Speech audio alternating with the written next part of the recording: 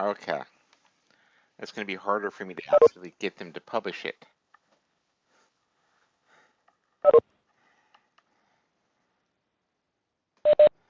Okay, we're recording, but unfortunately not on the cloud.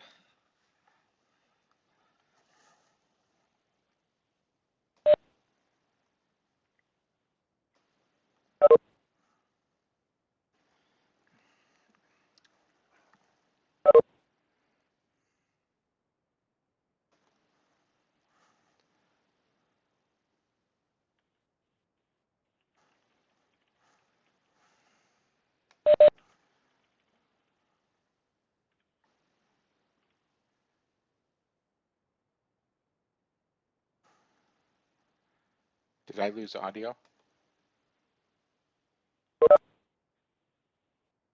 No, we can hear You're you, just the only one Jim. talking.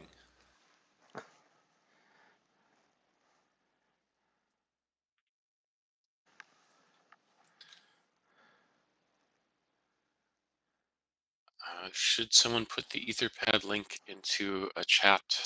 Because the WebEx screen share, of course, is not a clickable link. Thanks.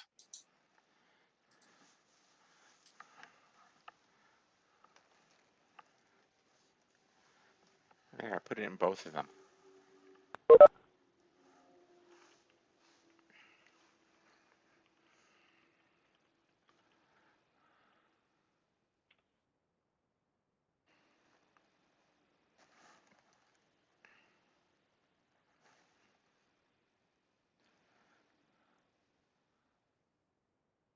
So go to the Etherpad and sign the blue sheet, everybody, please.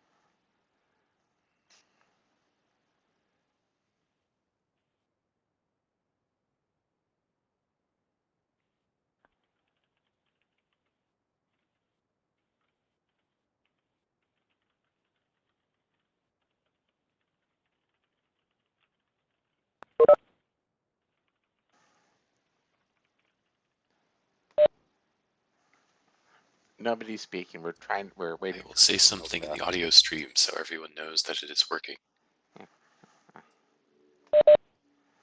We're waiting for Daniel to try to figure out how to monkey with his window so he can see. I think that WebEx should put in an option to play background music. That's an interesting thought. Although it looks like Daniel said in the Jabber that it sounded like he was supposed to be talking, but I guess we're not hearing him. Yeah. But the music has to be the Jeopardy theme. Well, the music has to be in the public domain. So I think that we can't get anything. Yes, you're right because of the because of the because of the YouTube content ID. Everyday Astronaut has a really nice theme that he uses that he got composed and is in the public domain.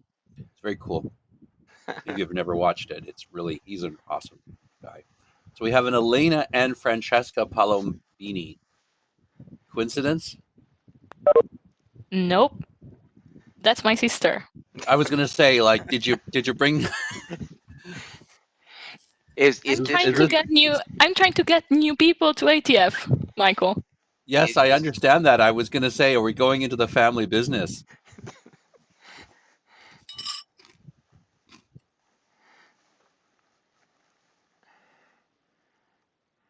This is probably the best time to bring new people in because you don't have to worry about finding travel budget. I was wondering if this is how she was doing her family telechats now. Family telechats. Those are over Zoom, I'm afraid. So how soon are Zoom speakers going to be, are the Zoom servers going to be so overloaded it doesn't work anymore?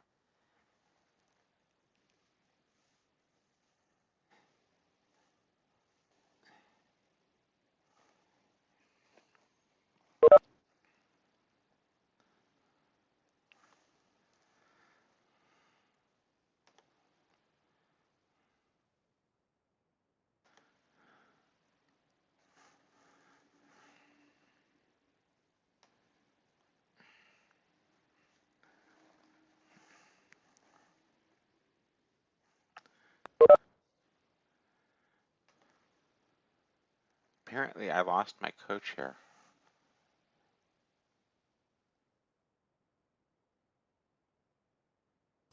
I think Daniel was going to try and drop and rejoin from the WebEx to fix the audio.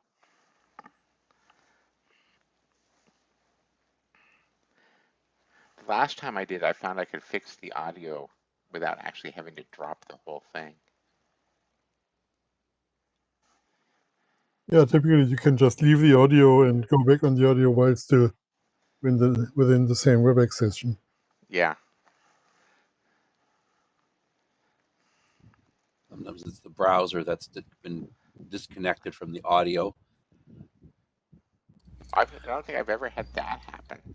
Oh, but I don't use the browser. Restarting I use the the whole browser version. restarting the whole browser helps. Well, it can also happen to the Java version. Basically, it probably means that your audio on Linux. It means that your audio subsystem has restarted for some reason, and other pieces haven't reconnected, or something like that. And they're all supposed to reconnect automatically, but that's what can happen. Or sometimes you just have to restart everything, which for some people just means they reboot. But yeah, it only happens to me like after my desktop has been up for 200 some days, then sometimes it gets weird like that. Yeah, it's because libraries get restarted, right? So you update in place, the subsystem restarts because it got an update, and then not everyone reconnects. I don't know why they can't just unit test that. I mean, it's only, a 300-day unit test. You should be able to do that before you ship. Yeah, and you can imagine why the people have these, have these weird bugs. Like, did you see this one of the 747, 737? Needs to have its system shut down every 37 days or something. No, I didn't see that one. Yeah, I mean, it's typical that they reboot the whole plane every flight, but apparently that doesn't always happen anymore for some reason. Well, they're getting to be, I mean, some of these flights are getting to be so fast that you just don't have time to. That may be it. Their turnaround is so good, they just don't want to bother. Yeah. Well, I mean, you can't spend the hour to actually get the plane fully rebooted and checked out. Well, I hope it doesn't take an hour, but gosh, okay. I have heard that Delta is now boarding people from back to front.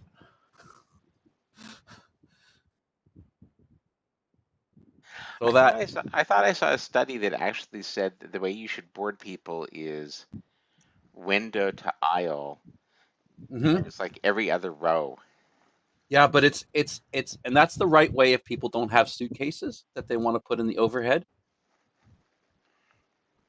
And it's the overhead, it's the stopping to put crap in the overhead that causes people to bang up the plane. And so so it turns out you want if overhead, someone did a simulation and they said the best way is actually you want to board people from back to front, but you want to board every third or fifth person in a sequence so that when they all stop, they're all stopping at the same time to put their bag in the overhead and then sitting down.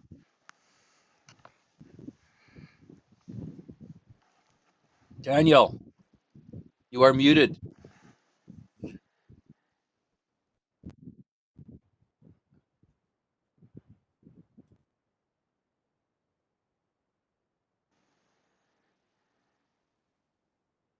Can you hear me? Yes, we hear you. Okay. Yep. Good. So, well, we start from the beginning, or did you? Nope, I haven't started the meeting yet. Okay. Okay, so let's start from the beginning. So this is the IETF ACE meeting, or IETF 107. Here is the note well. I'm sure it's not the first time you're reading those, and you're well aware of those. So Jim is doing the Etherpad editor. For the queue management, we have this minus Q plus Q. So we usually use the WebEx chat and you write a plus Q if you want to be in a line, and you write a minus Q if you want to retrieve yourself from the line. But given the number of participants for that meeting, we may consider, discussion as a regular conversation. So don't refrain necessarily commenting. So I think we've done for the administrivia. I'm opening the floor for any document that are, I'm not saying stuck, but being reviewed, being sent to the ISG. So does anyone want to say a word on those? I can say something about the OSCOR profile. Yeah, go ahead. So we talked about this during an interim. We solved almost, since Ben is here, let's make the point. So we answered almost all of his review comments. There was one point left that Jim volunteered to do, to propose some text, and there has been no progress there. So we are version 10, and normally version 11 would be all Ben's comments addressed. So I'm just waiting for that proposal text, or if I should try to write something myself. Just let me know, Jim. And that's the proposed text to sort of justify the 64-bit nonce from each side? Yes, exactly. The recommendation about length of nonces. Right.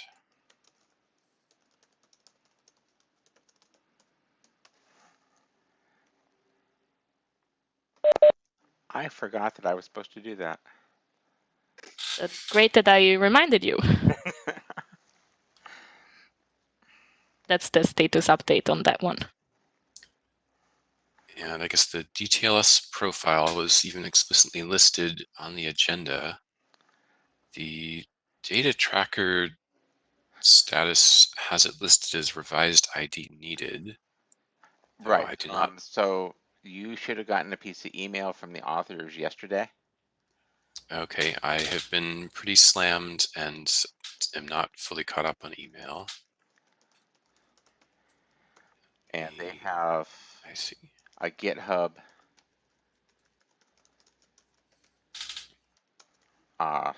document that they think deals with your issues. Okay, yes, I see that now. I will take a look at that as soon as I can. I think Olaf made some slides also for this meeting, if we want to discuss it now. I have been talking to Jim, and we decided that we don't really have things to discuss here, so I refrained from presenting slides. The status basically is that I tried to answer, or we as author tried to answer all the questions that Ben had and put them into the editor's copy before sending a new internet draft. Yeah, makes sense.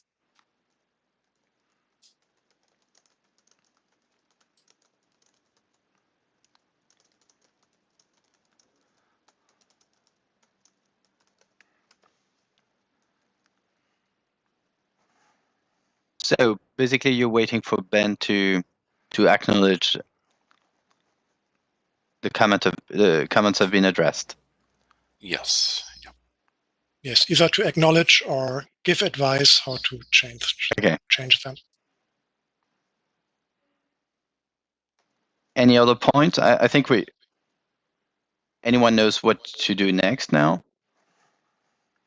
I know what to do next. I think that's the. I'm saying part. anyone.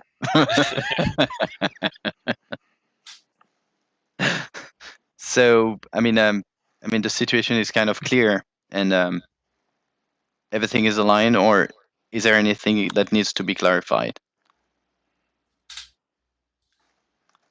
Nothing so far. Yeah. Just okay. So I think it's good. So this point has been addressed. So now let's go on the document. So we'll start with the Mqtt presentation. Is that fine for you, Signe? Yeah, sure. Okay. I noticed that I left my former email there. It should have been updated to Bruno. This is a quick update of the Mqtt TLS profile, which is at version 4, and I'm preparing for a version 5. Next slide, please.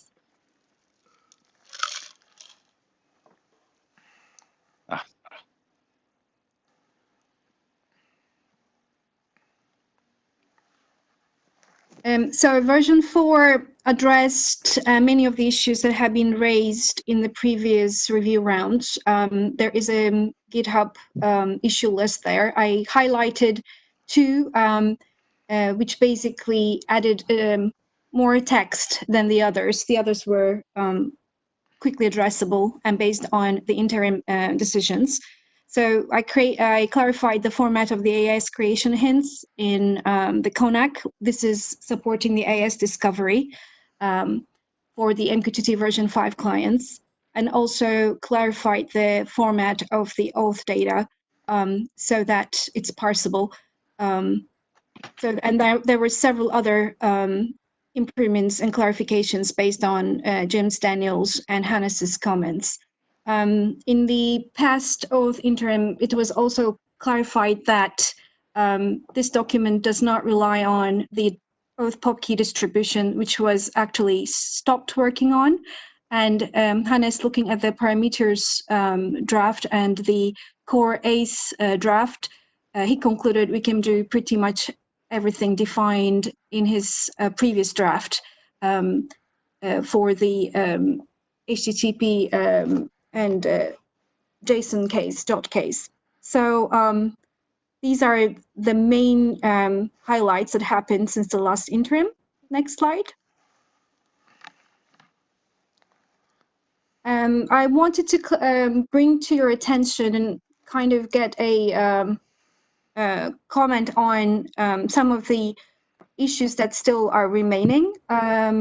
One of the things that we do is we have a substantial section on how the client authenticates and authorizes to the resource server. And due to 2 layers, TLS and MQTT, we've kind of have a table that clarifies what is acceptable. And for this document, we've recommended the option of TLS Anonymous and ACE with the token authentication authorization. And Jim was asking whether this recommended option is acceptable to everyone. So this is one thing that I would like to bring to the discussion. The other thing is that we do not, like the core document, we don't accept multiple tokens. And when, in the fourth case, when a token is might be provided for the TLS handshake, as well as a token in the connect message, in the MQTT case, we overwrite the previous token and accept the latest token. And Daniel was asking whether we should really prescribe that method, or would there be any other way to do this? So these are the two questions remaining for the for that table. Next slide.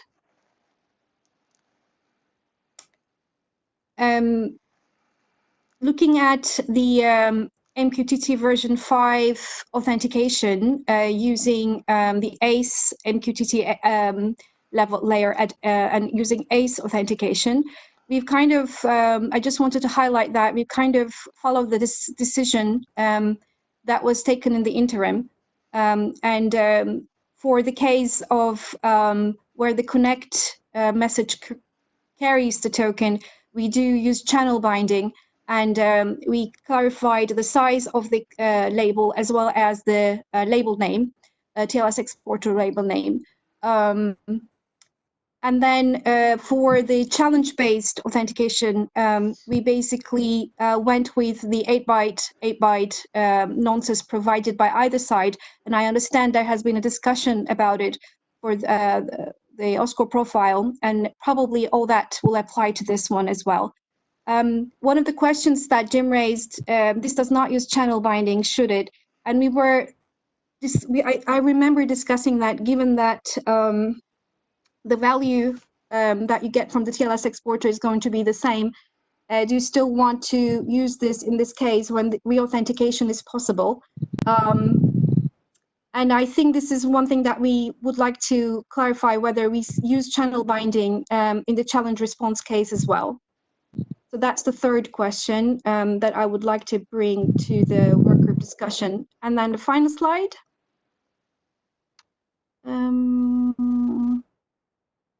So there's a GitHub issue about how well we support MQTT version 3.1 clients, especially with version 5 servers. And we basically decided in the GitHub issue, and this is one of the things that I would like to add to the new version of the draft, is that the pure version 5 servers support pure version 5 clients, version 3.1 servers support version 3.1 clients, and v5 server support for v3.1 clients is only for the first part, where it accepts username password based overloading to transport the token. However, for additional support for the enhanced error messages, this is not going to be fully supported. The other issue that Jim was raising about the clean session requirement, we basically required that at every connection, we start a clean session to avoid that the server doesn't keep state unnecessarily. And Jim was asking whether this is too strong because of the quality issues that we should be taking into account.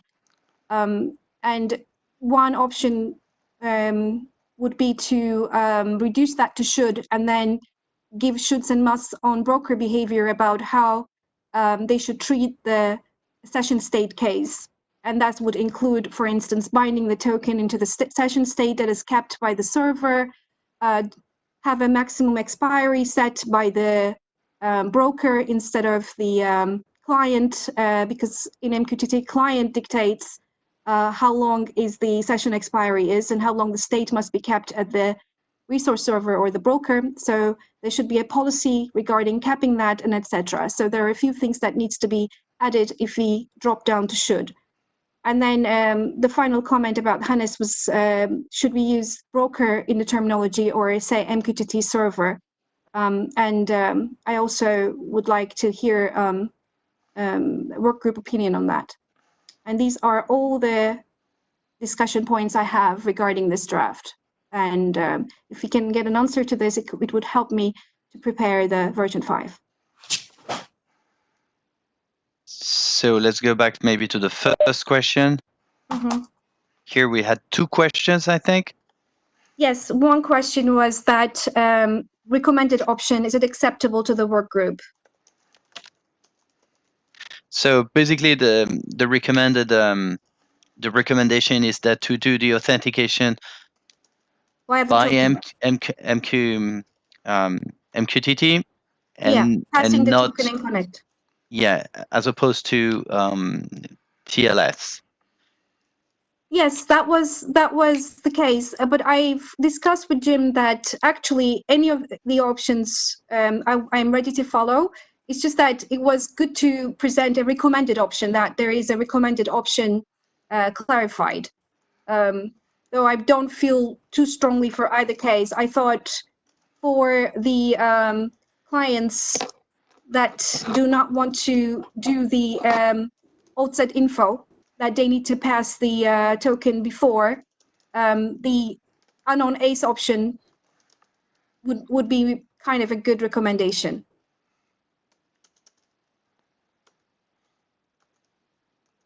I mean, is there anyone opposed to that, or that thinks it's not the way we should do that?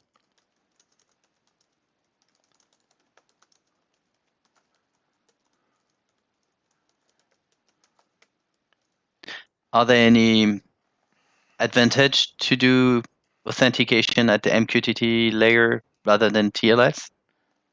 The only advantage I can think about is that for the RPK case, it would be different that for the PSK, because the token can be in PSK identity. For the RPK case, you would have to use the insecure outset info or public outset info topic to pass the token beforehand. Yeah, I think you get a uniformity of workflow, message flow to do it this way, and also perhaps a slight privacy benefit in that the TLS channel is protecting all of the authorization information being exchanged.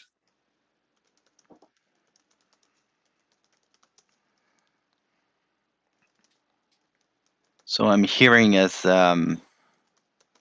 having application layer authentication, I mean, above TLS as a good option. It's the option I would prefer.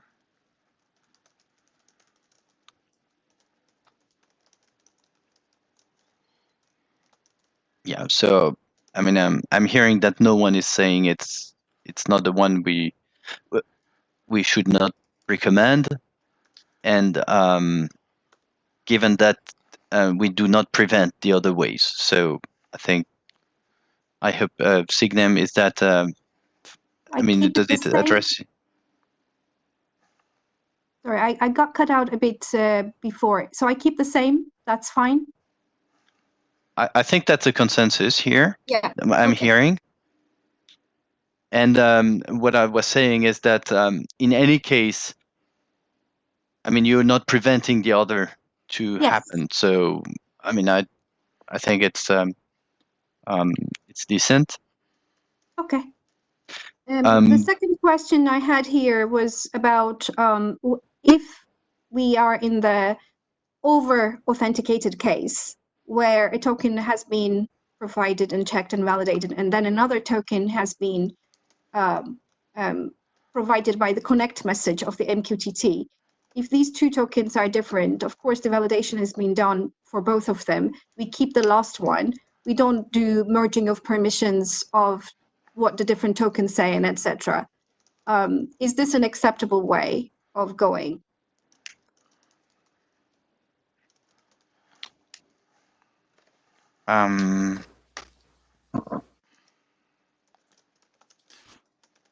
So basically, you would have a token for. I mean, is that two different tokens being handled by MQTT? Well, there could be that we wouldn't be able to stop that from happening. That's why I'm saying this is an over-authenticated case where the tokens might be the same or different. In any case, they would be validated. However, we overwrote the one that is provided, we take the one that is provided in the connect as the final and do not try to see whether, did we parse a token for this client, what permissions it already had, shall we merge them together? We don't do that. I think the group has basically generally said, do not try to merge tokens. It's too hard. Yeah. Yeah, that would sounds reasonable. Yeah, I think merging is definitely hard. And to me, the most important thing is to have it very clear about what the behavior should be. And having it overwrite is a fine behavior for that to be. Okay. Signe, just one question, Göran Selander. So is there any problem with order here? You might get, it might be that you get a connect token, which is actually an earlier token overwriting a later token. I think if the client ends up having two tokens and uses the older one, it might lead to not being able to authorize a client that was authorized in the TLS layer. If you're asking that, yes. But then the client will be given that authorization error and will figure out that it has done something wrong.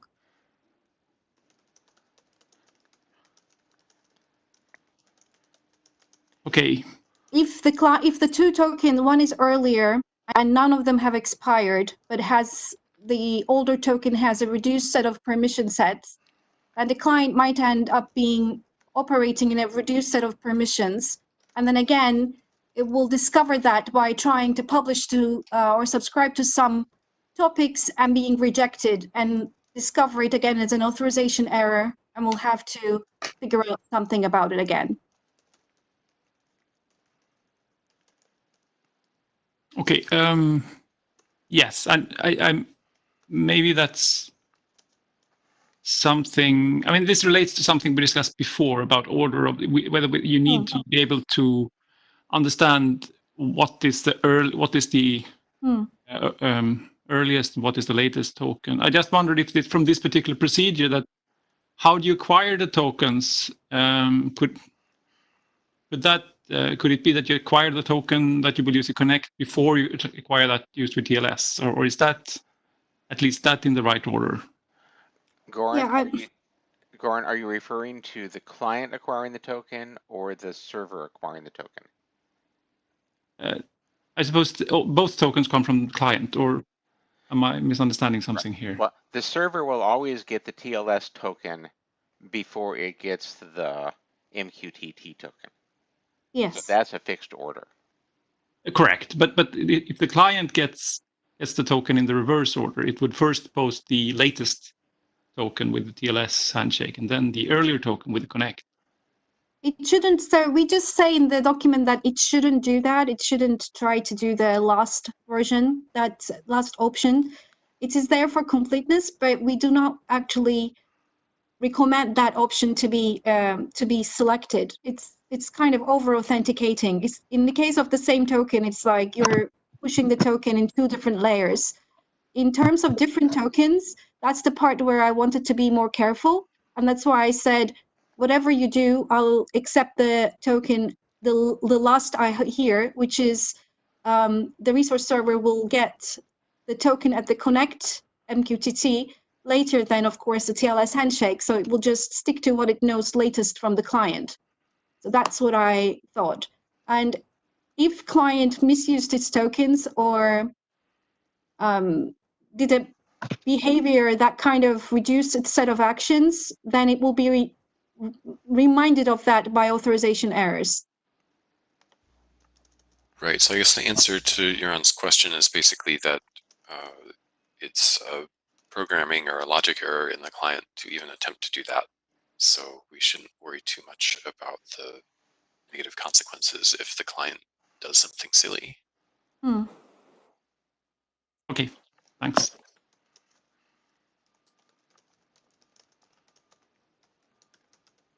So, do you have enough? Yes, I do. Yeah. Is that enough feedback to address the two concerns? Yeah, I'll keep the text as it is. I just wanted to make sure that comments raised around them were addressed in the meeting and with a consensus. Yeah. Just one little thing. Do we always have do we always use the exporter from TLS or to bind the? I mean, when we do the MQTT authentication, to bind that to the TLS. That's the next slide. That's one of the things that I wanted to discuss as well. Okay. So I heard so the first thing that I wanted to discuss is that for the case where we have the token in the connect and then we do TLS exporter and get the content or the secret to do the pop over it. And we decided on the size of the exporter and we decided on the label of the exporter. So I just wanted to make sure that everybody knows that that's been updated in the last interim. However, what I wanted to say is that when you want to re-authenticate in this version, I assume I understand this correctly, that the value you get from the TLS exporter with the same label will be the same. So we shouldn't do re-authentications enabled in the first part, where the connect carries the token. Is the concern that the re-authentication will not give you any new information because the stale signature or stale MAC could be just reused? Yes, that's what I was. So doing the pop would make no sense because it will be the same value derived from the TLS exporter. That's how I understand. Yes. So I thought I should be clear that re-authentication should not be supported if client connects with token in the connect message this way by already having computed a pop. Whereas in the second version, we have a challenge response scheme where the broker provides a challenge, client adds its own nonce, and then what Jim was suggesting, we can still do channel binding and add the TLS exporter to here as well. But then in the re-authentication, at least the RS nonce and the client nonce would be different, even though we get the same TLS exporter value. And then the question is there any value of adding the TLS exporter here, doing channel binding here? I think it makes the analysis easier to reason about if we include the TLS exporter value. It's not in the challenge second response. Yeah, then the Sorry, challenge in the response. challenge response case. Okay. Yes. It's not really clear to me that it actually gives you a security benefit, but it's much easier to reason about, and if there's not very much extra cost to doing so, okay, it seems reasonable to also include the TLS exporter. Okay. So so what I hear is that for the first description, we shouldn't allow re-authentications. For the second one, we do allow re-authentications as the RS nonce and client nonce will change, but we will add the channel binding as well. Sounds right to me. And to me as well. Thanks.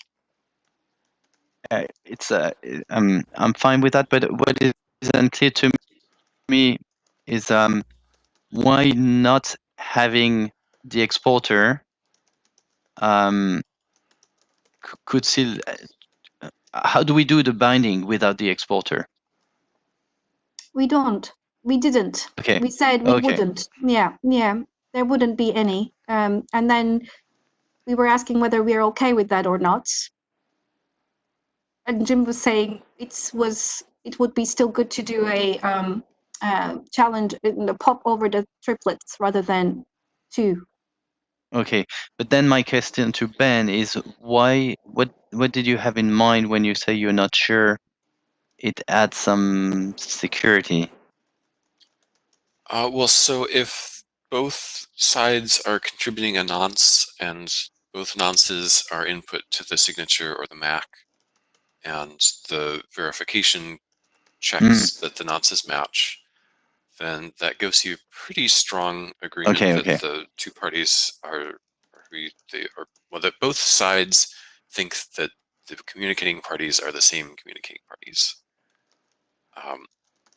But if you also add in the exporter, that sort of gets you maybe a slightly stronger statement about the communications channel that they're using also being the same. If you do not use the exporter, there might be some sort of I guess proxy in the way. Okay. The nonce here are the TLS nonce, or? No, it's client. The nonces referred to here is that basically random numbers that are generated by either side. But MQTT ones, or no? Yeah. Okay, MQTT. The client side or the broker side, yes. The application side, they kind of create this in addition to now we add the channel binding. Okay. And are we fine with the sizes? The 8 bytes is fine, especially when we add the exporter value, even though the exporter value wouldn't be changing around re-authentications.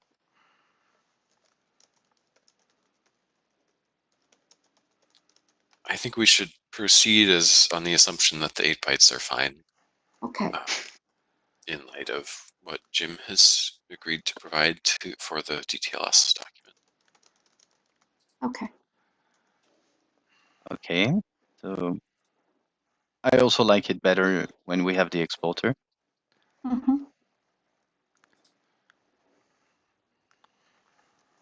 Then just one last comment on the previous authentication is that's not the same. I mean, are they available for V3 and V5? V311 would need to do only the first one. V5 can do both. Okay. V311 cannot do the challenge response because they don't have the messaging format. Okay. Yeah. Okay. Thanks. Okay, this was referring to how interoperable we are in terms of supporting older clients that use V311. And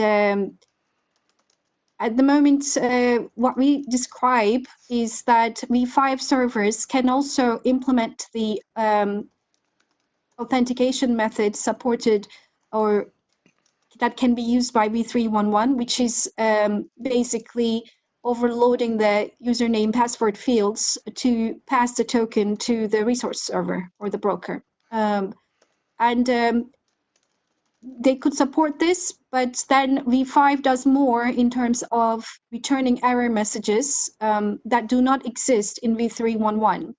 And Jim was rightfully pointing out that some of the clients might be just dropping those messages or just parsing as much as they understand and then not bothering about the rest.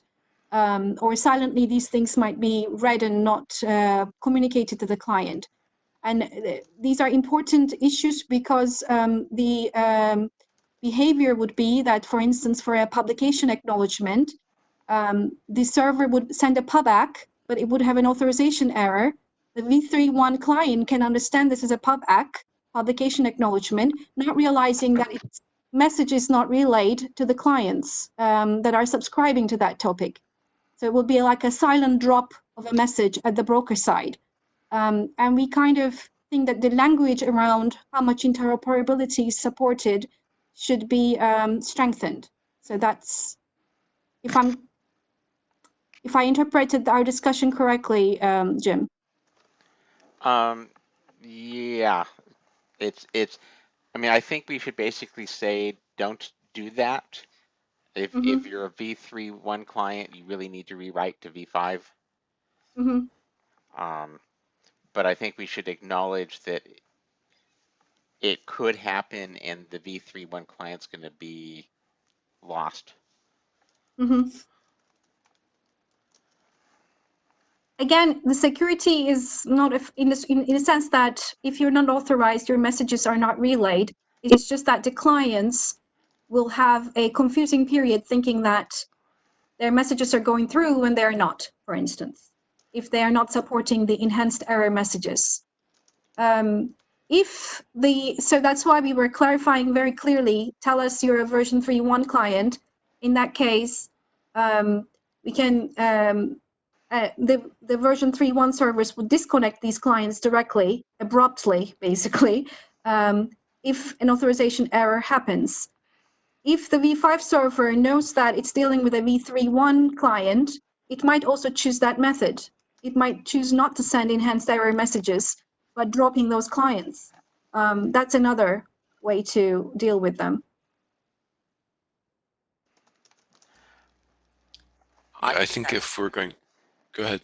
I think I'm starting to come down on the side of v5 clients should not support the password username overload, just to stop things sooner. Okay.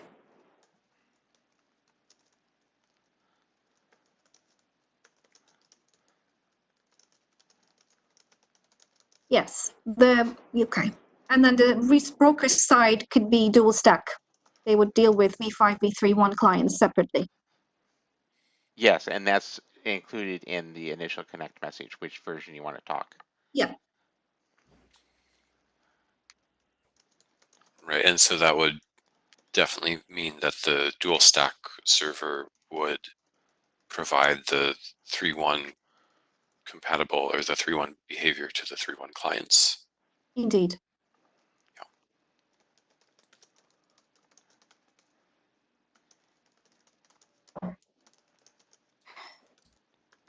If we are, I'm happy with this, and if there are no other comments, I can conclude with the clean session requirement. Whether this is a too strict requirement or not was my question.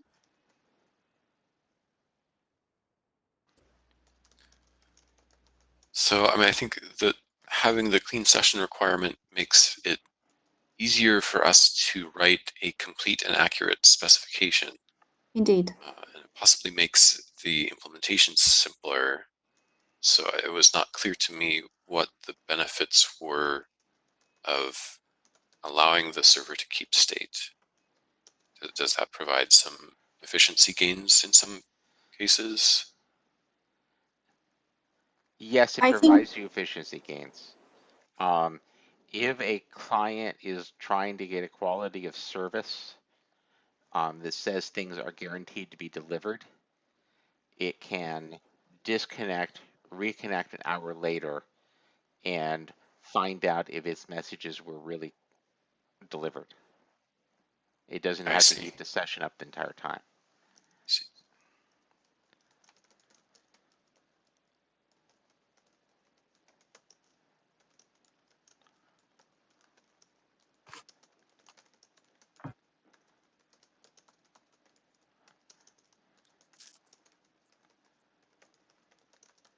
I don't think that I'm going to be able to come up with an answer I'm happy with on the call. So if anyone else has thought about this some more, they should please jump in.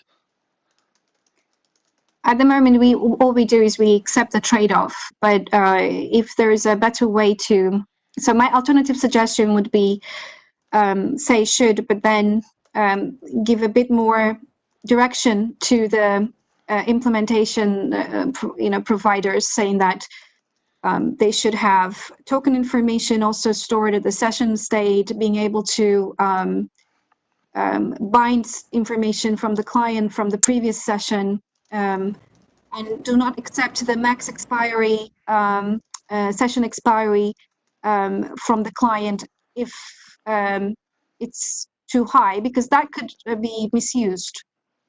Clients with no intention of returning might end up making the server keep state for a very long time. Right.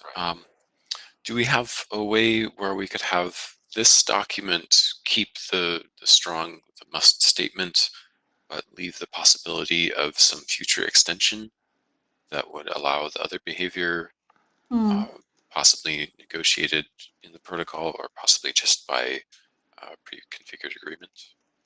Okay. Yeah, I'm just thinking how MQTT is approaching this, and in the specification, the MQTT specification, they basically suggest the policy suggestions. Basically, they make policy suggestions as I suggested in the bullet B, and it doesn't seem like they were going towards a negotiation phase in the MQTT Connect message regarding. They were basically saying if the client is asking too long expiries and you're not able to support this due to whatever, you have an admin policy. I'm not too sure there will be a protocol answer to this.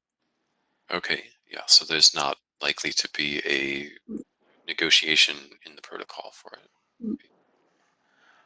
But one of the things is the sessions, the token itself sets a limit on how long the session can stay alive.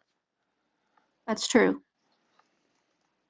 It's assuming that there are no very long-lived tokens that live beyond the session time. I was expecting that the tokens might, there might be a very long-lived token where client connects and then submits the same token, but then has to do proof of possession over different nonces and etc.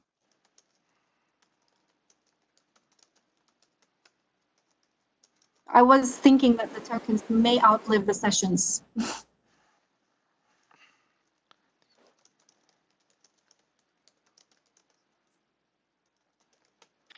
Well, if I'm reading correctly, as long as it's a policy-driven thing in MQTT, I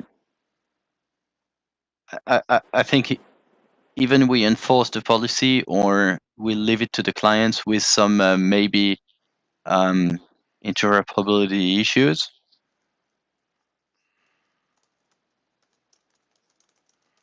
So should or may apply here. I mean, we are not making things worse than what the base MQTT spec says. Yeah, that's correct. But it's hard to make it better. That's it's what I wanted to say.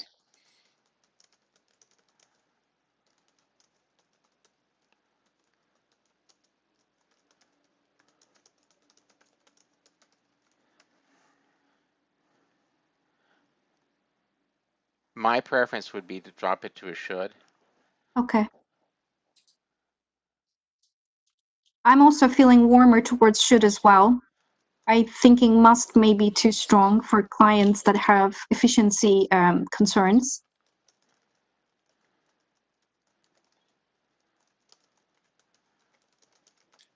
Anyone has a strong feeling for a must?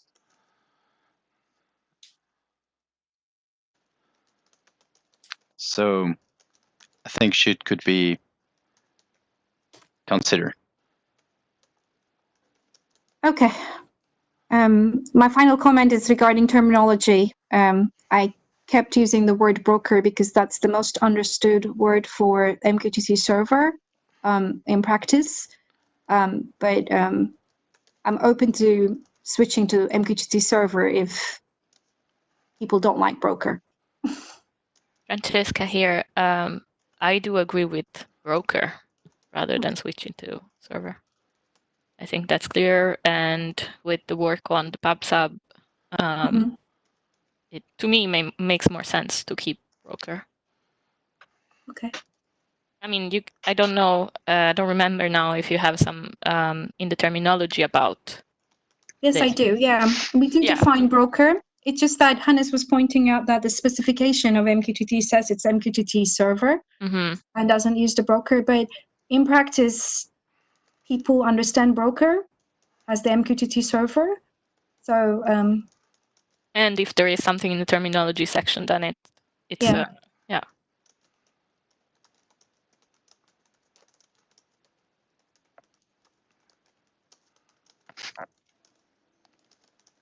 Okay. So I think we have everything ready for the next version. Yes, we do. Thank you very much. Thank you. So suggest we go to the next presentation. Yes. Before we do, actually, I wanted to ask a question to chairs and AD about what's happening with the framework document, because we didn't talk about it in the beginning of meeting. The instructions that I gave the AD at one point was I would like to see all 4 documents progress at the same point in time, because it may be difficult for the IESG to understand the framework document by itself without Okay, a so profile. they're waiting on the profiles, basically. Yes. Okay, thanks. Okay, I can start presenting this. Key provisioning for group communication using ACE. Next slide, please. This is just a slide of recap. I'm not gonna. So I don't know how we are on time, but I'm gonna try to be quick. Next slide. What's left to do? So today I'm gonna give a very brief, high-level status update of the document and more detail about where to find the detailed updates. And what's left to do from February's interim. Also, I will describe some updates that need OK from the working group, which are already implemented in the current editor version of the document. And also, we'll talk about the open GitHub issues, which are including open points from the latest review that we got. And hopefully, if we can agree on all of these open points today, we can submit the version 06 very soon. And then what I don't think we will have time to discuss today are some other open points from mailing list posts. These are the subjects, so you can go and see. Some of these are quite old, but we haven't forgotten about them. We just haven't had the time to discuss yet. And there's some couple of open points to check from a previous review which might be outdated, but we never really checked. So this will be included in the version 7. Next slide. So yes, the to-do left from the February interim. So this was the to-do slides from that meeting. 2 out of 3 are done. So this was a token to cover more than one group or topic at once, and including Jim's review. Those are done. And then there is a Peter's review that was mostly editorials and clarification, which is started, but is not yet finished. Next slide. So since IETF 106, there was 2 versions that were submitted. One on January 15th that closed most points from IETF 106. Then we got a review from Jim. Thank you very much for that. And we presented and discussed that during the 2 interims in January and February. And then before the submission cutoff, we submitted version 5, and that was based on the previous review. And we already got another review from Jim, which we translated into GitHub issues. So now we have been working on these GitHub issues. So the work in progress is in this pull request version 06 on GitHub, which you can see linked here. And most issues are closed, but there are some open points left. Next. So I also went ahead and started labeling issues to try to keep track better of what needs to be done and what is done.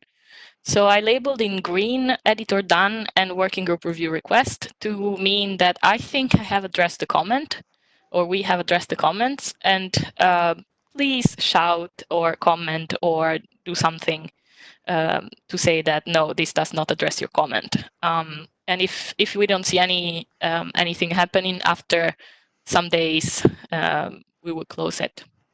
Ongoing means I'm working on it at that very time, so I'm planning on getting the editor done label soon. Then question if I need more information or I don't understand this issue. PR was just to label the issues that I was going to include or are included in this PR. So right now the status is 33 open issues. 51 were closed from before. There is actually, of these 33, 27 are editor done. So I think that they should be closed, but let's see if there is anything that you don't think so. There are 3 open and 3 question. Next slide, please. So we also got some okay, so this is the update that is already included, but that we wanted to discuss because we think it deserves discussion. So this is the from the scope question from Jim, or how we are dealing with multi-scope tokens. So the goal was to have one access token cover multiple groups at once. So there is only one token post for several groups.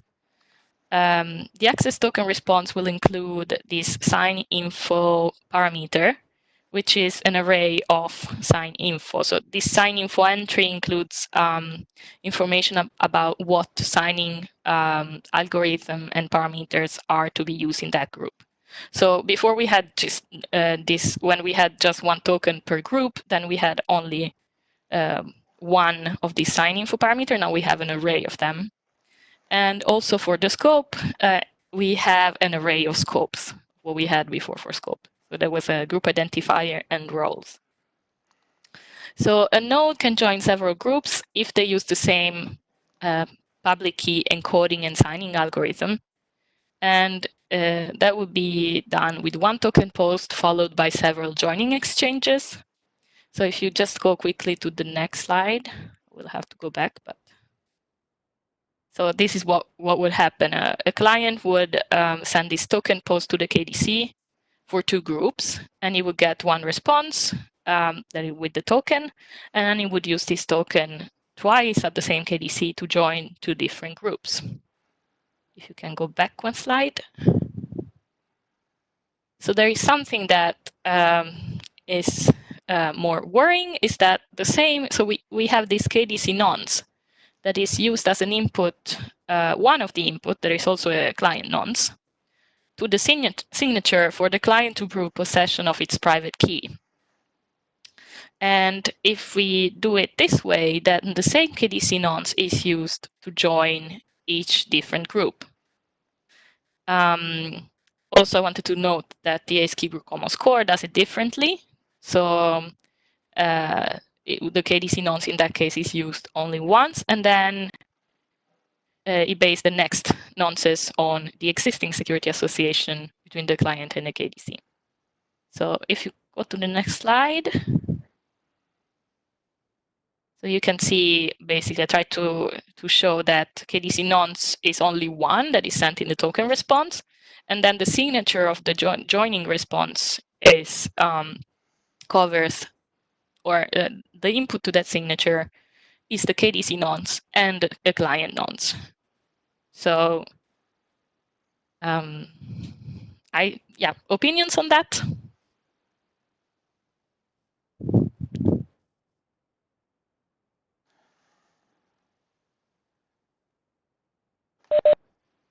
Just to make sure I'm clear on this, if the client used the same nonce in both joining requests, signature 1 would be the same as signature 2?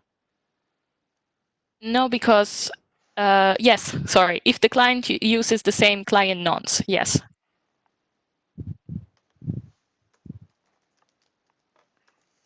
So the joining requests lines have different group IDs on them, but we're saying that that is not input to the signature, because the signature is on the response. That is not right now. That's correct. It could be, but I mean the signatures. So we say that the client. So this signature is computed over this KDC nonce and also a client nonce. So the client must generate different nonce for its joining. So the signature will be different as a consequence. But the problem is that we are still generating this KDC nonce, and then we're using it several times as one of the inputs of the signature. Right. I mean, I think that's less worrisome to me to the reusing the KDC nonce is less worrisome to me if we also include in the signature some of the attributes of the operations that we're performing. Yeah, such as we can do that. No problem.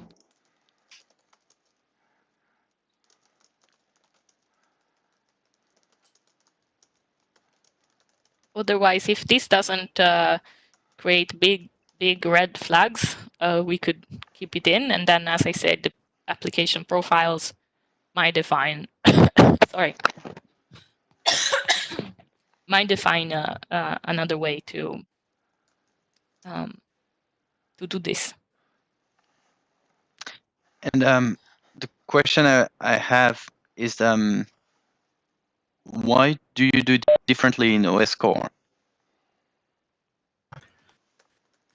Marco here. I have a slide in the next presentation. I interpreted that nonce literally as to be used just once in the joining request immediately following the token post. Because in any other following case and joining, we describe alternative ways to compute the signature challenge.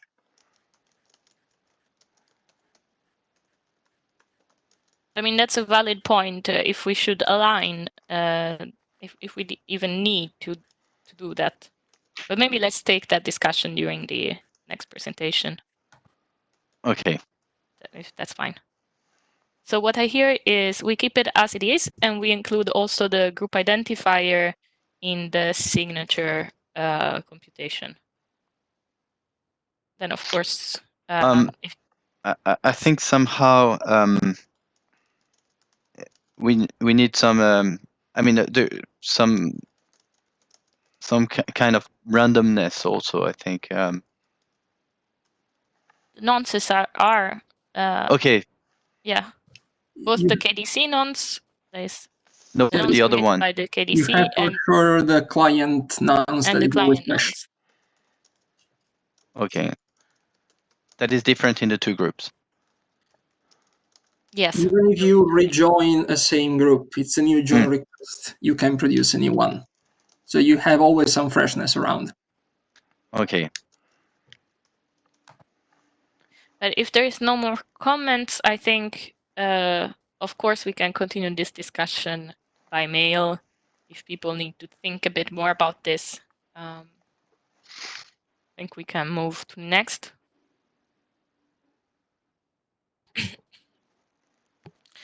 So this was Jim's proposal on legal request store. So that was the subject of the mail.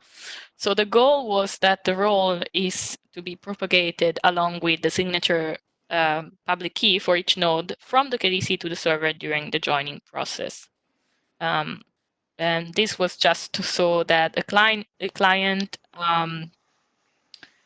joining a group can get the information of what each node public key is supposed to have as role. So in this case, what we did to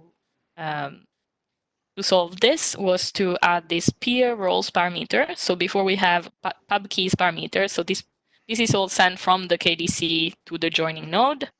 And before, the joining node was getting only the keys, and now we have added this parameter where it also gets a list of roles. So in this case, you would know that the node that is that has key 1 has a role requester, key 2 has role requester, and key 3 has role requester and responder. That this is an example, but this is what is implemented now in the document. Jim, are you happy with that? Do you see any problem with this? Yeah, no, I reviewed it, and I think what it's doing is fine in the document. Okay, great. So that was just to check. Next. So I'm going to try page down. Let's see. Yes, okay. So this one is a big one. This is an open issue from the GitHub. So we move now to the open issues part of the presentation. And this, I have some questions. So this was from Jim. The issue is, when are the public key and proof of possession required to be present? And Jim Jim's text is in blue here.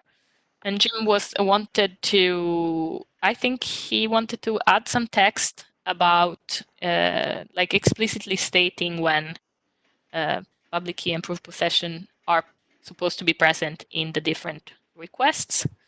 But I am a bit confused about what does this consideration applies to. Does it apply to the join process or to the post public key? So when a node posts a new public key to the KDC, and if this applies to everything, I am not sure that this adds a lot, because the joining and the public key processes are quite orthogonal. And I mean, I think that these considerations are correct, but I am not sure that this adds a lot in terms of it helps with clarifying, or it covers things that are not already covered in the document. But I could be wrong. So I also saw that you commented on the issue, but I didn't understand that response, Jim. So if you could comment on this. Okay, so what I was thinking was that you could associate the public key with the token, as opposed to associating the public key with the join. And that means that the first join on a single token, you would have to present the public key and do the proof of possession. On the second join with the same token, one could presume that the same public key was being used, and you would therefore not have to do the pop on it. Does that make sense? Yes, but I thought, okay, so for the first part, I think this should be already covered, as I say, after the point one, basically that key and proof of possession are required during joint process if the KDC collects and distributes keys and the client is a sender. So there is a bit more, what do you say, requirements on when you have to, when you must send, but we do say that it must be sent. And for the next join, I think that we might need to add, that you're right, we might need to add more consideration about the key might be omitted, or the proof of possession might be omitted, etc. Would that, is that what you were aiming for? Yes, that's the sort of thing I was aiming for. Okay, okay. So then I understand what needs to be done, and I will give it a shot. So let me just note that.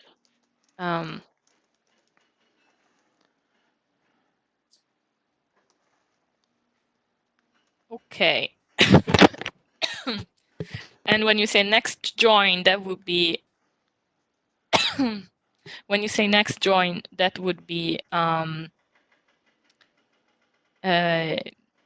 so the node has joined a group, has left the group, and is rejoining now. Yes. Well, okay. That would be one. And the second would be I join group one, and then I join group two.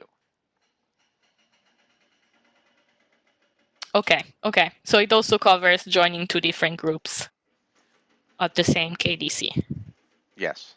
Okay, great. Thank you. So next one.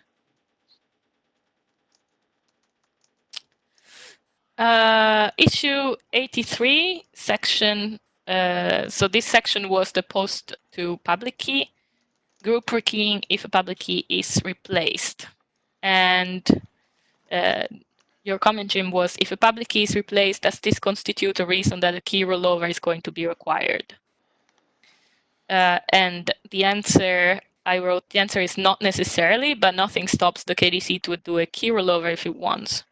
I think this should already be clear, and if not, can you help me out? What is missing?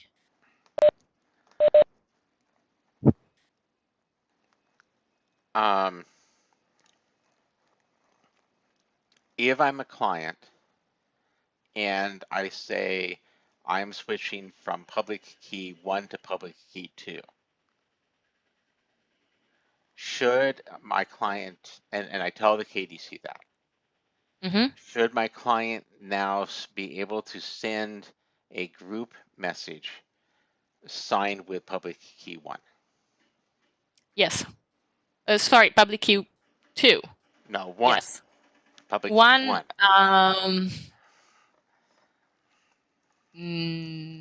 No. How do you enforce Okay. the key rollover? Okay. I see what you're saying. And now I understand what you meant by key rollover. I was thinking symmetric key rollover for some reason, but you're talking about the public key.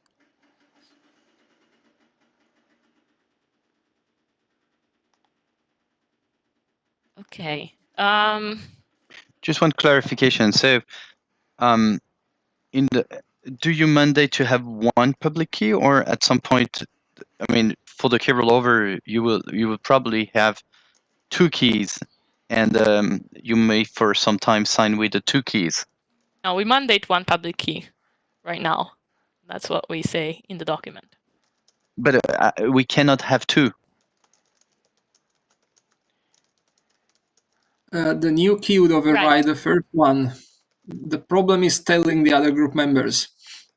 Yes. Yes. So I'm not very familiar with the current version, but if you're doing a key rollover, I mean, all the nodes don't have immediately the new ones. So if they are signing things, it might be that you have a mix between nodes having both keys, nodes having only the old one, and yeah, maybe you don't have nodes only having the new one. But if you want to introduce the new one, you may have to sign with both keys for some time.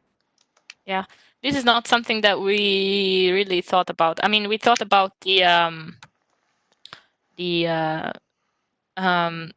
the client would sign with public key 2, and then the other nodes would get the message and realize, okay, I need to fetch the new, or yeah, it would sign with with key 2, and then the other nodes would have to fetch the public key 2.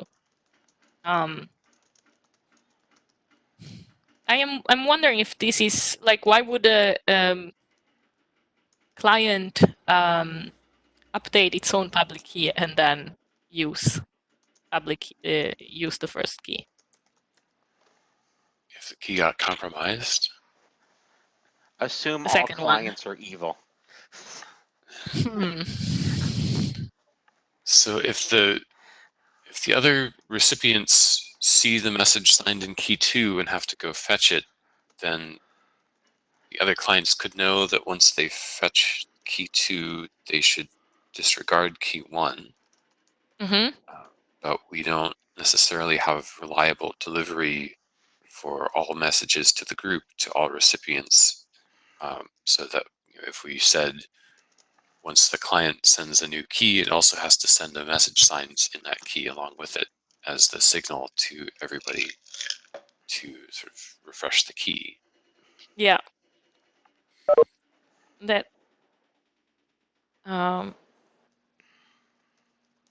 is something we could add, but I don't think that solves the scenario that Jim was describing.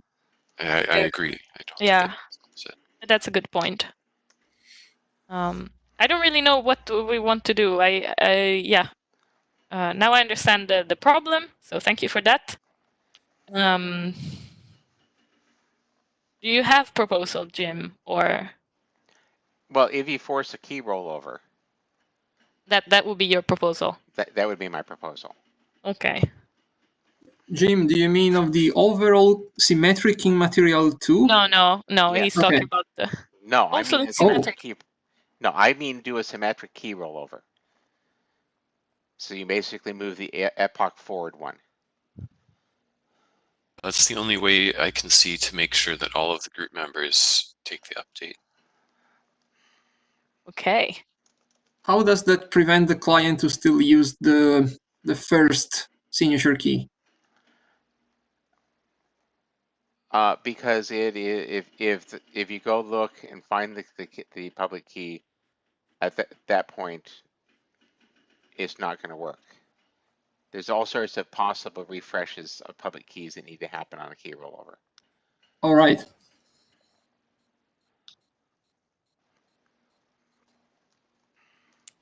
Okay, I think we'll give it a shot and we'll get back.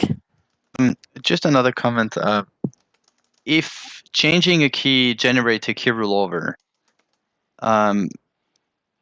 do we have some scalability issues if you have a billion nodes and I'm deciding to update my key every second? Are we going to burn the modes or? I'm going to throw you out of the group.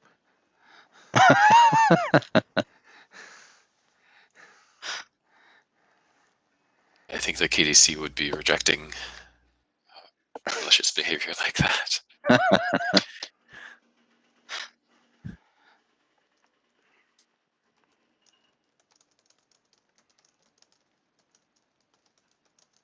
Okay, but we'll try to formulate something for this, and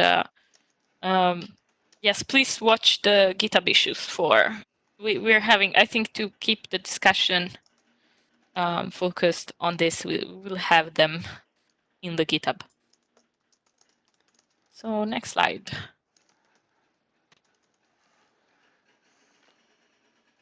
Also, I was just checking the Jabber, and I have not been looking at it. So if there is anything that is worth bringing up to the microphone, please do. Issue with issue number 88. Extend the first paragraph. So Jim, again, these need to be explained a bit more. I copy-pasted the first paragraph. It's just that one sentence there.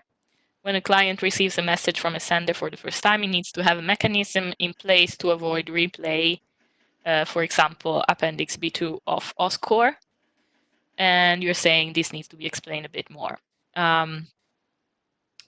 So the question we have is this what you'd like to see in this more? Mechanism like Appendix B2 is useful in case of lost context and reboot, so that the recipient can be on the safe side, and and if the group is rekeying, the time window between the end of the rekeying and the next loss of context is safe to go. Is this does this cover what you wanted? Yeah, I think it does. Okay, so then we will write this down. That's good. Thank you. Next slide. Issue 77 is one of the open ones. And Jim wanted to have the possibility to do a fetch of public keys based on node roles. This is not yet implemented, but I was thinking of doing it this way. So right now we have, we say that a node in the part who is part of the group can do fetch to this resource pub key with the payload, the CBOR array with the identifiers of the nodes. I hear some noise. Daniel, could you mute, please? Thank you. And the proposal is to switch to a different payload where it's an array with two elements. The first one is the array of roles as sorry, the first one is an array of roles, and the second one is the array of node identifiers, which would be the same as before. And that would mean that the node wants all keys for the nodes having roles. In this case, role 1, sorry for the typo, role 1 or role 2, and for the nodes, node 1, node 2, and node 3. And to just highlight that having an empty array, oh, I lost the slides. Having an empty array is okay for the roles, and also that you can use combination of roles is also okay. So having an array with role 1, role 2 that means that I want all keys for the nodes having roles role 1 and role 2. So when you say an empty array is okay, you don't mean an empty array represents having not wanting anything, but it means wanting everything. No. In this case, it means not wanting anything. So if the array is empty, it means that he's looking for nodes having role,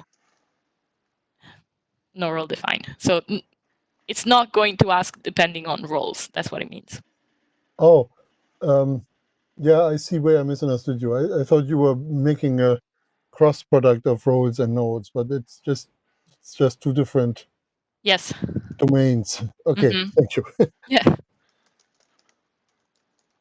Also, like this combination of roles. So this is because the auth core profile, for example, specifies combination of roles. So if a node is requester and responder, you can indicate this by saying this is an array with requester in a string, comma, responder in the next string. And this is one role.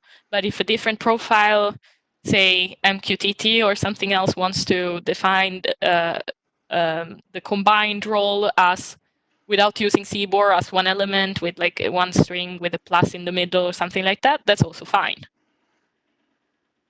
So it doesn't have to use this array of roles for the combination.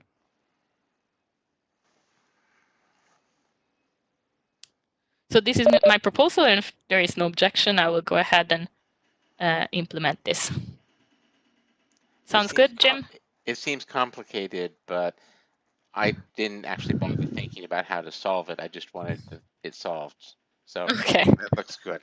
If you see a better way, comment in the issue, and I'll try to. I'll see. This was the best that I came up with. Next, please. We're getting to the easy issue. So yeah, Jim wanted to have one more parameter that that helps with this. There might want to be two different expiration values that are defined. When you stop sending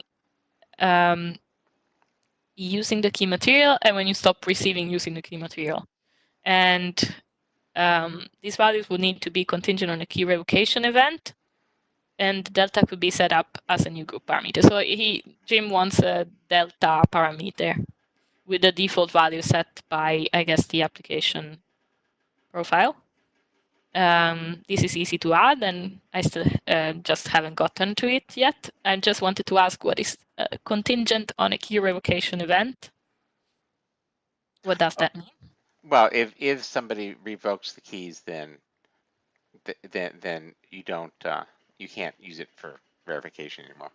I'm not too sure how you would do that. I am perfectly happy if you punt this issue and say no. I mean, I don't see a problem with this. It's going to be an optional parameter, and if a application profile wants to use it, can use it. Right, but okay, true. This did exist in X509, and I don't know that it ever got implemented correctly by everybody. So I'm totally happy to say punt this. Okay, so you're saying you're wanting this, but you also don't want this. No, I understand. I'm saying it's worth thinking about, and the answer can be no. Okay. Does anybody have an opinion if this should be added or not?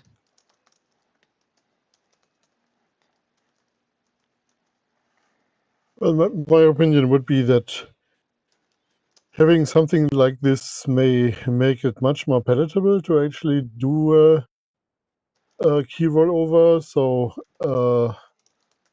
I think it's a feature that should be in. Yeah, we're already also talking in the document about the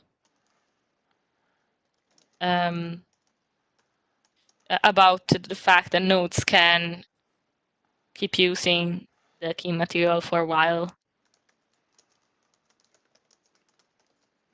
So for receiving. So I think this would make sense to add.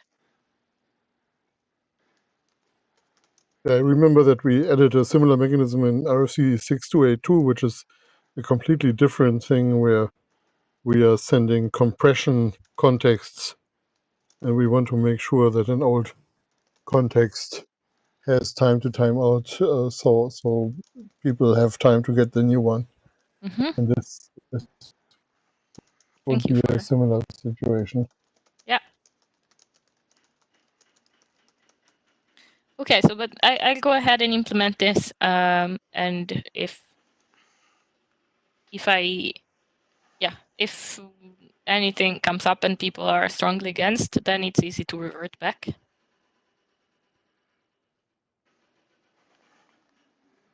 Okay, thank you. Next slide.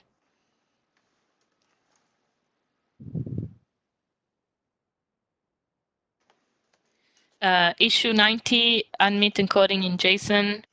And this was your comment again, Jim. In terms of the name, what about doing the encoding in JSON? So are you talking about registering ACE group com plus JSON format or content type, media type? Yes. And also at that point, all the ACE group parameters will have to also be defined for JSON, because now they only are defined for CBOR. Yes. I mean, if I'm doing this with the MQTT, I want to do it in JSON, not in CBOR. Okay. Yeah, just wanted to check, and I haven't had time to do this, but I think there is an obvious answer to this question. We started that way in the TEEP working group, and at the last hackathon, the last physical hackathon in Berlin, we finally decided to get rid of JSON. I would hate to go into the other direction anywhere. so you're saying you don't want to register the parameters in JSON as well? Yes, Or, that's what I'm saying.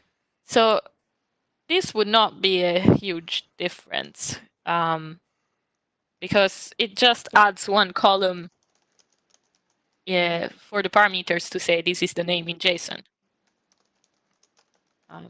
But what was the reason for? Well, in TEEP, we found that essentially all the interrupt testing had to be done twice for both a JSON and a CBOR encoding. And at some point, people said, what's the point? Mm-hmm.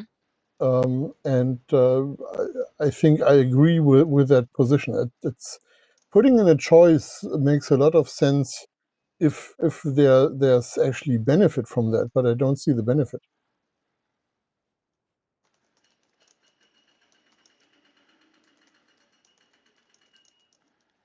I think in this case it could be if if this were to be used by MQTT groups, for example, that do not. So is there something that stops an MQTT implementer from putting in a few lines for doing CBOR as well? There is nothing that would stop that from happening. The question is, at one point we made a contract with the IESG that we would support JSON because OAuth supports JSON.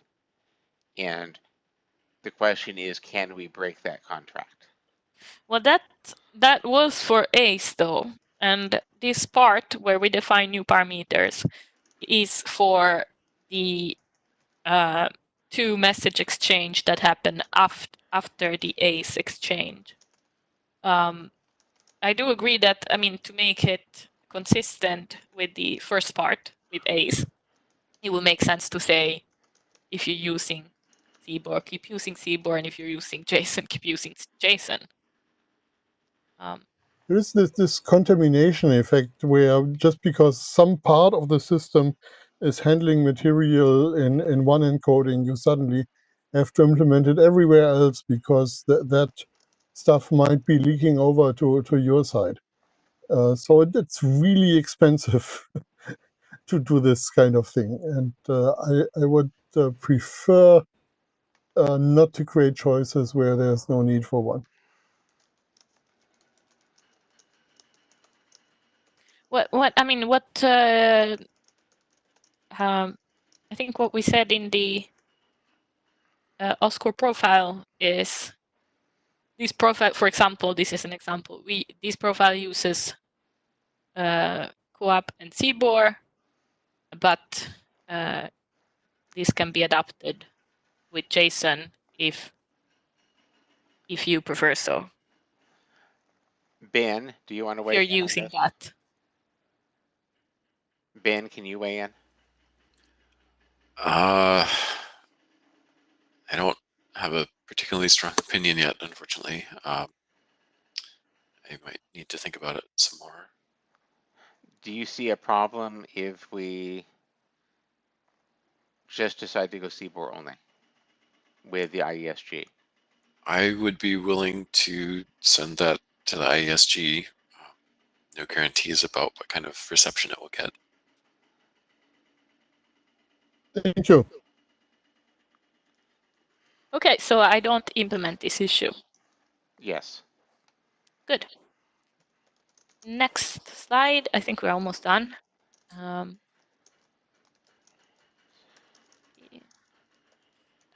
Yes, Jim wanted to see a new role or functionality for the proxy signature checker. We have added consideration about that in the text, and what I said was that you do not need to be a member of the group, so you don't have to have done the join process to actually get the public keys from the pubkey resource. As long as you are authorized by the AS to get access to the pubkey resource, you can get the public keys and do the signature.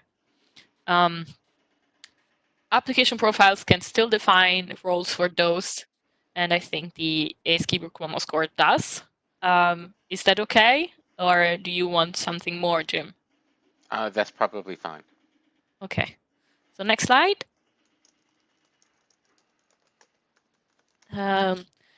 So right now, except for those issues we just talked about, every other issues is marked as editor done. And is there anything you'd like to bring up if you've had a time to check them? All of them were raised by Jim, so particularly to Jim right now, but anybody, of course.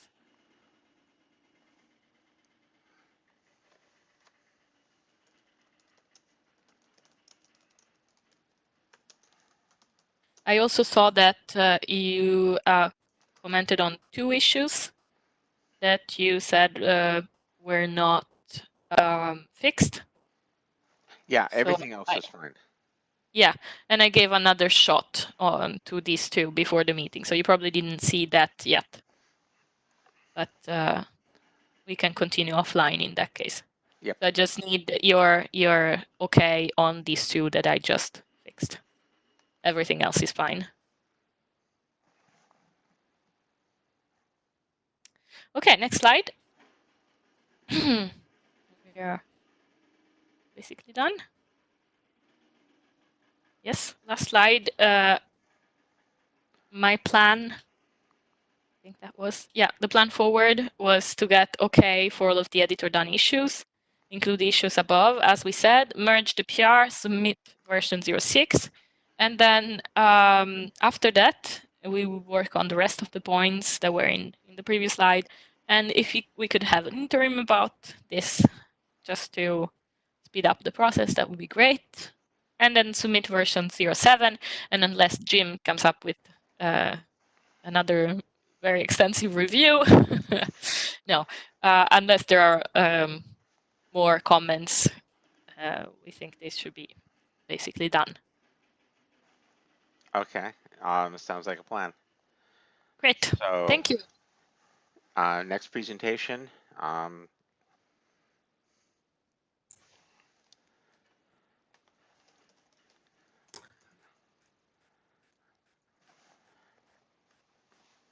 Marco. Yeah, the footer is kind of cut, but okay. Better now. Thank you. So this is a quick update on this application profile of ACE building on ACE-key.com. Next slide, please. Just a quick recap. This is about a client asking for an access token to an authorization server to be posted to an OSCORE group manager acting as resource server to get into an OSCORE group and get back the key material to communicate with group OSCORE in that group, building on whatever compatible transport security profile of ACE. What is out of scope of this document is the actual usage of group OSCORE in the group to communicate and the access control inside the group among group members. That's another document. Next slide, please. So since Singapore, we had 2 versions submitted, and each of them was discussed. The interim we had in January or in February. We got reviews and comments, especially from Jim. Thanks a lot for them. And thinking of the latest review especially, we addressed most of it in the current text we have in the editor's copy on GitHub. There are a few open points left, for which I have some slides later. Next slide, please. And to quickly summarize the biggest updates between the latest interim actually and today, following input from Bennett Singapore mostly, we had the security considerations related to the two-nonces exchange between client and server for the sake of the signature process and to build the signature challenge. So we discussed especially their size as well as implication of possible reusage in case of device reboot, and the fact that instead we don't really incur any risk of replay, because after all, they are combined for a challenge that is sent over a secure channel between the client and the group manager. Also, it's much less critical than in other situations like the OSCORE profile, because they're not really used to build any security context. So going for that size would be much safer here. And aligned with previous discussion, we are registering a TLS exporter label dedicated to this document when a TLS exporter is used to build that challenge instead at later joinings among a client and the group manager using the TLS profile. Also aligned with ACE-key.com, now we are also considering multi-group scope, all covered by the same token, possibly with different roles. And in this particular draft, we are adding integer abbreviations for the different roles, simply to save some byte on the wire. Next slide, please. Right, just as Francesca explained, essentially we are here also addressing the legal request and responder proposal of Jim.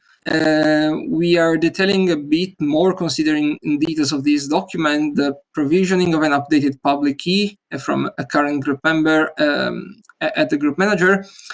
And we are also defining here a new operation at the group manager interface. We are defining it here because it's not generic enough to be defined in ACE-key.com, we thought. And this essentially allows the current group members to retrieve from the group manager the current status of the group, active, inactive. And the status is set by a different kind of entity, an administrator, also described in a separate document. But nodes can be interested in retrieving the status because essentially if it's inactive, current group members are supposed to refrain from communicating in the group. Well, actually, no new members can join until the group becomes active again. So this additional sub-resource is introduced and its handlers are defined. Next slide, please. Right, this is instead already present in the editor's copy on GitHub. Of course, we'll need your confirmation or feedback that everything is okay. We have tried to clarify a bit better the difference between the group name as a plain constant identifier of the group used also during the joining process, and then the actual score GID that has a totally different meaning, also cryptographically relevant. we removed that particular combination role, requester monitor, as a possible combination that a group member can have in the group, because being a requester essentially puts it in a position to be monitored just as well. We are not ruling out anymore a few things that ACE admits and then we were kind of excluding. For instance, asking for an access token considering an implicit audience scope. Now it's just possible as in ACE. And following a comment from Jim, especially in the case where a group member asks to be individually rekeyed, in particular to get a new sender ID, we are admitting the possibility for the group manager to do kind of as part of the same process, both an individual rekeying to that node as requested, plus an overall key rollover in the group. Aligned also with latest things of AceKey.com, we renamed RS nonce with KDC nonce, but just terminology, and we are also following the new structure for the sign info parameter returned after the token posting, so reflecting tokens supporting multiple groups at once. Next slide, please. And now I have a few upper points for you. The ones in this slide relates to some changes we plan in the GruppoScore document, actually, as we discussed last week. GruppoScore is introducing a new mode of operation, the Pairwise Mode, where messages sent one-to-one are protected with pairwise key material derived by the two particular members of the group. And this has a number of side effects for group members that are supposed to be only monitors as their only roles. So normally they're not supposed to ever send any message. So they don't even need a public key because they never need to sign anything. But in order to support that mode, when even those group members will need to have a public key, so that they need to post one to the group manager upon joining, and they also have practically to receive a sender ID used as identifier of that public key for that key's retrieval for other group members. So we plan to slightly extend with a bit more details the joining process here to say that even if presenting itself to join only as monitor, a node can anyway provide a public key to the group manager and receive a sender ID in return. So they will fully enable even that node to support and use the pairwise mode of GruppoScore. And of course, this has in turn some side effects on the text we have on uploading, retrieving, and caching public keys at the group manager. A side point on this, please, Jim. Can you tell me why the monitor only needs a public key? Because it's never going to send messages and no one's ever going to direct a message straight to it.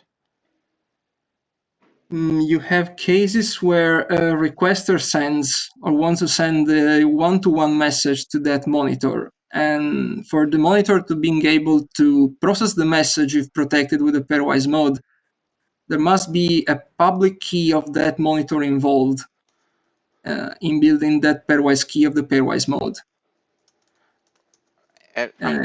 I don't understand the use case. Why would you send something to a monitor only? And not basically have a different key pair for it completely, rather than using the group one. Still, if you want to use GruppoScore as is anyway, you're thinking of having only a GruppoScore context and use GruppoScore just in pairwise mode. In that case, it should just be a server.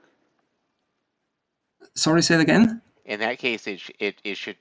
In that case, it should register itself as a responder. Okay, sure. That's an alternative approach. Okay, we'll think of that. Thanks for feedback. A related point on this same topic, all in all, is we think of having an additional group policy registered in this document just for the group manager to signal that the group supports the pairwise mode of GruppoScore and it is used in the group. Is it okay? Sorry, I got distracted. What? we are thinking of registering a new group policy to signal that the pairwise mode of group score is supported in the group. Oh, definitely have to. Oh, okay, but that's easy. It's just this document registering it in the registry created in ASCII-group.com. All right, thanks. Next slide, please. And it should be the last one with the last open points. Yeah, that's something that Francesca started to raise in the previous presentation. It's about the KDC nonce. Was ours nonce returned by the group manager right after the token is posted? As I mentioned before, I took it literally in this context and think of these values to be used once only by the client and group manager, meaning exactly in the join request immediately following the token post to build the signature challenge as resource server share. Then any following joining request would just rely on an established secure channel, for instance, a DTLS channel. And there in the document, we are describing how different signature challenges are supposed to be derived, for instance, with a TLS exporter. So the text I sketched already in the editor scope, in fact, clarifies this. And the KDC nonce is supposed to be really single use. What do you think of this?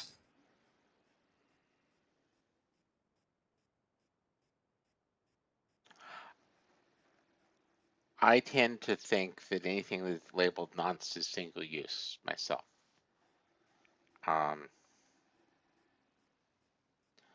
But if we're basically, but I don't like the fact that this is different than the other document. Mm. Any preference on the way we should follow on the two?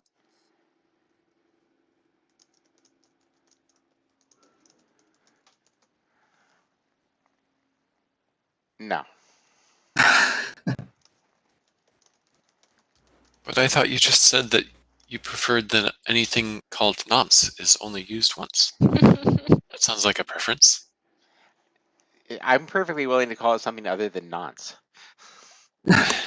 Okay, that's a solution. Let's call it something else and use it several times. I mean, it's a challenge share, after all.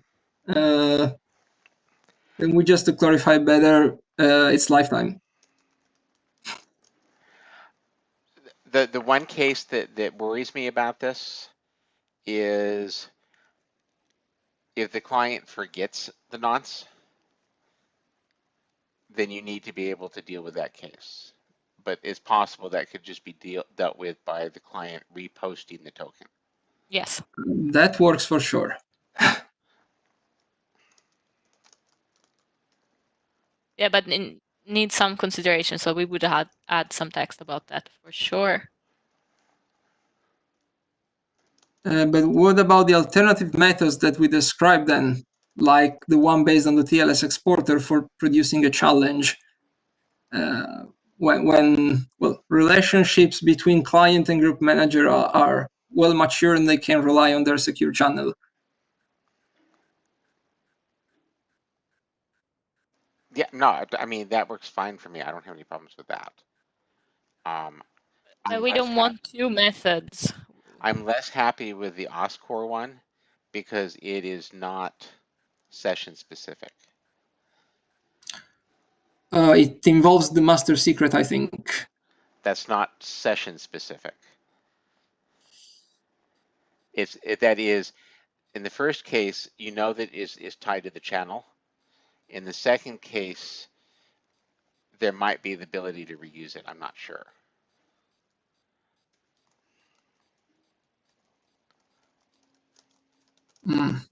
So reusing KDC nonce solve this issue instead, right?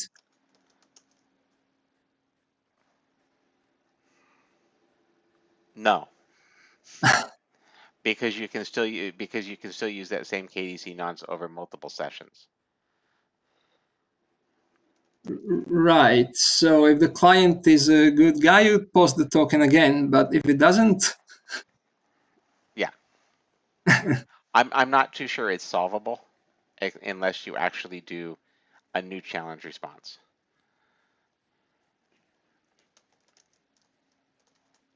Yeah, the problem is that the group manager has interest for that to happen.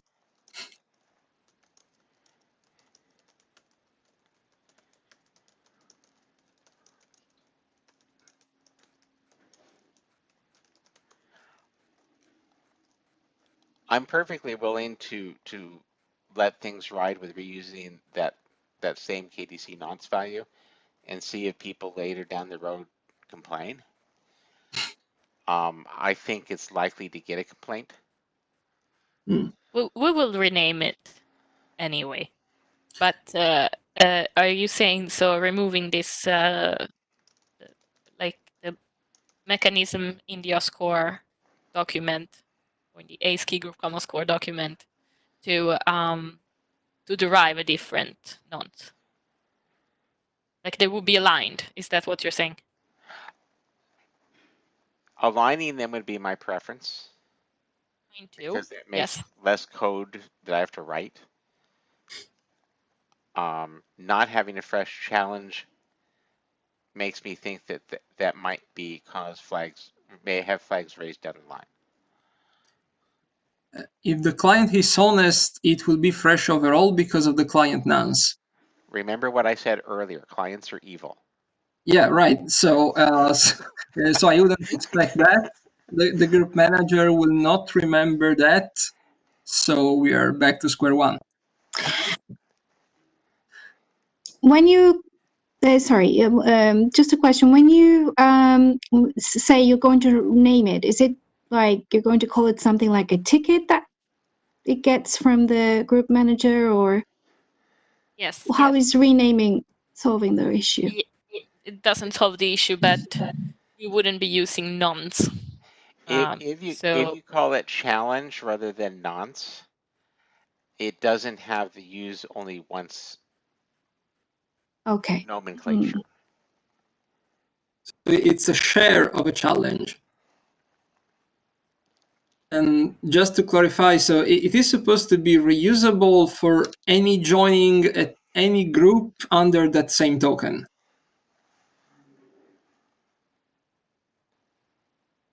Yes. That's Right. the idea, yes. So as long as the same token is valid, the client should go for that same challenge share unless the token is posted again. Oh, that sounds good. What's your next slide? The next slide is running out of time. the next slide is just the wrap up. Okay.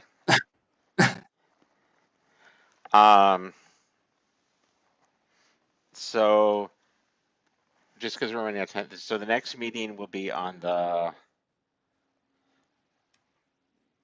that's up at the top of the notes, on the 18th of May.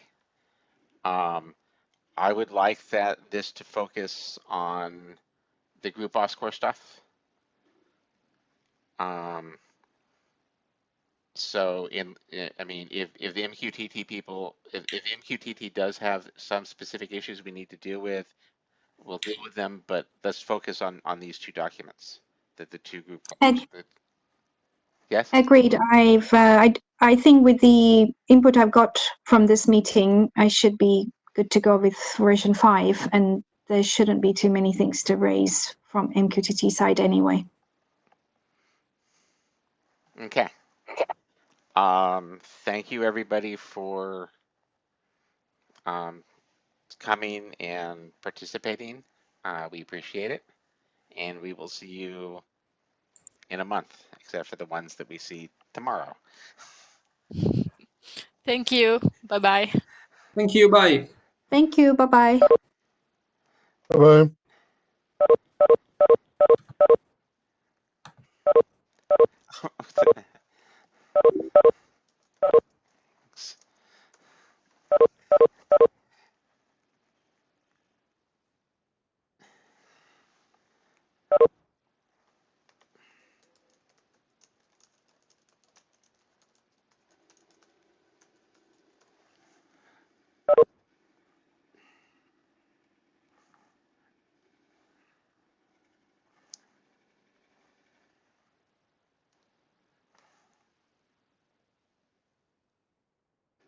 Oh, I lost my